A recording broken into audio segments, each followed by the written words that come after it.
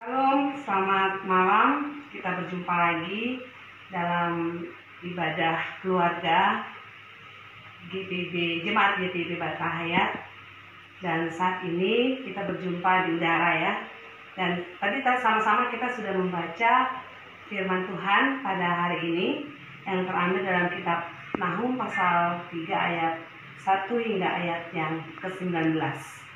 Saudara, saya punya satu kesan terhadap film kartun Ipin dan Upin. Nah, pasti kesukaan kita semua juga ya, anak-anak kita paling enggak. Ada satu cerita di mana kisah tentang kura-kura dan kelinci yang sedang lomba lari. Nah, karena si kelinci dia lebih cepat dari si kura-kura, maka dia sombong.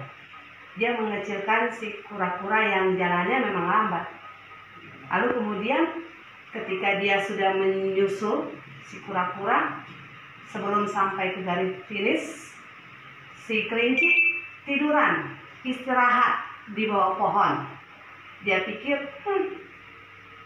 kura-kura masih lama, jadi lebih baik aku tidur di bawah pohon ini. Pohonnya nambahin lagi supaya dia tidur nyenyak. Pohonnya mengucapkan tidurlah, tidurlah, tambah nyenyak si kelinci. Nah, kura-kura tidak berkecil hati. Kura-kura tetap berusaha, walaupun jalannya pelan, dia tetap berusaha.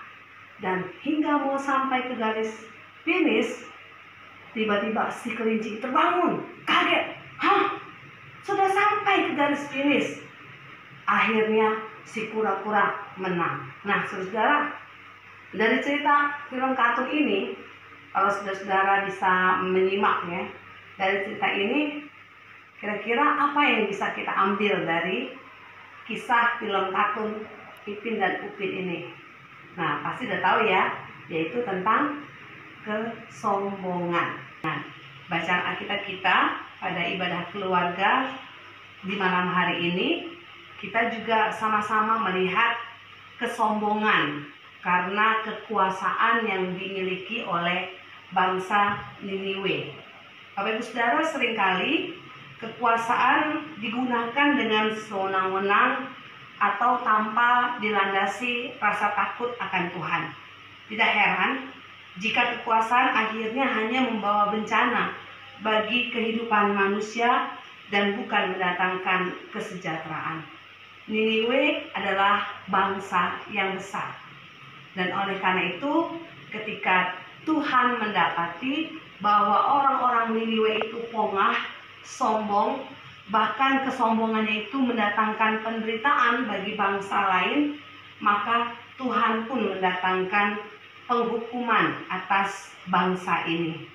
Bapak Ibu Saudara, malam ini melalui pemberitaan firman Tuhan, bacaan kita diperingatkan untuk tidak bersikap sombong, bahkan arogan. Terlebih ketika kita berada dalam posisi sebagai yang kuat, yang berkuasa, yang kaya, bahkan yang sehat.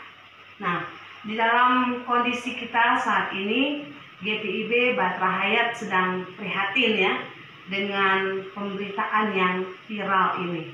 Tetapi kita diingatkan untuk senantiasa tetap menaruh Yesus di dalam hati, pikiran, perkataan, dan perbuatan kita.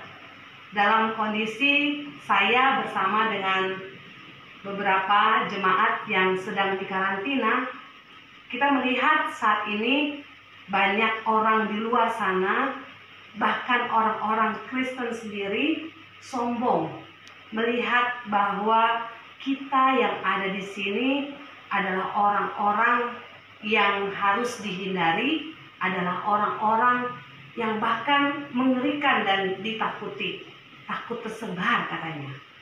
Tetapi hari ini kita mau belajar supaya kita tidak dimusnahkan seperti orang-orang Niniwe yang pongah, yang merasa kuat, yang merasa hebat. Kita pun saat ini diajak untuk merenung. Kita yang kuat, kita yang sehat, Ketika saat ini terjadi, kami harus dikarantina selama beberapa hari. Biarlah peristiwa ini membuat kita sama-sama berdoa bersama-sama, ya, merenung bersama-sama, mensyukuri untuk kesehatan yang saudara beri. Kami yang ada di sini tentu bersyukur dengan kondisi yang kami alami saat ini. Tetapi bagaimana dengan kita yang ada di luar sana? Kita yang katanya orang Kristen, kita yang katanya beribadah kepada Tuhan Yesus.